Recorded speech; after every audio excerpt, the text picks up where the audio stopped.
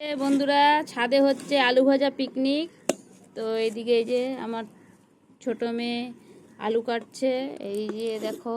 আর এই যে আরেকজন এসছে বদমাশি করতে। এই যে পিকনিক, আলু ভাজা পিকনিক।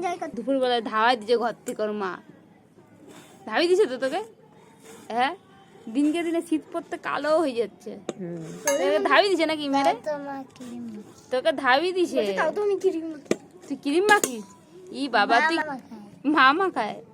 তুই এই যে আলু ভাজা পিকনিক করবে, এই যে একজন আর ওই যে একজন।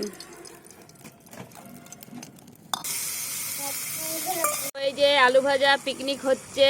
ওদের লাগছে, ছেড়ে দাও ছেড়ে দাও, তুমি এটা ছেড়ে দাও ছেড়ে দাও, রেখে দাও রেখে দাও, আগুন জ্বলে যাবে, তুমি হাত সরাও।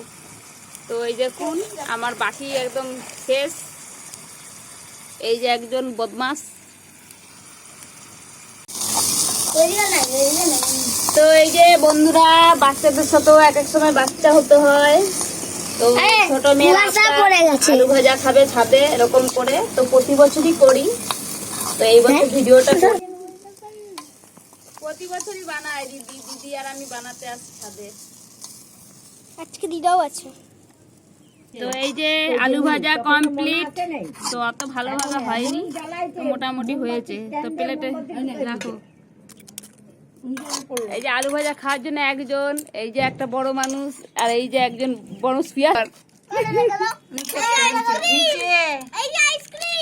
তো আমার দিদি চকলেট নিয়ে এসছে আমাদের জন্য। এই যে একটা, এই চকলেটটা এইটা আনতে পারতি আমার জন্য, আমি ছোট। যা তোর মাকে আনতে বল, আমি ছোট বোন না। এই যে আলু ভাজাটা কেমন হয়েছে? কি কেমন হয়েছে আলু ভাজা? হেভি হয়েছে না? কপাত করে নিয়ে মুখে গরমটা ঢুকাই নিচে ঢুকে ফেলতে পার। গরম আলু ভাজাটাকে মুখে ঢুকে নিচে ঢুকে না ফেলতে পারে, পিছন দিকে ঘুরে। কি রাতে জিভটা পুড়ে যায়নি তো?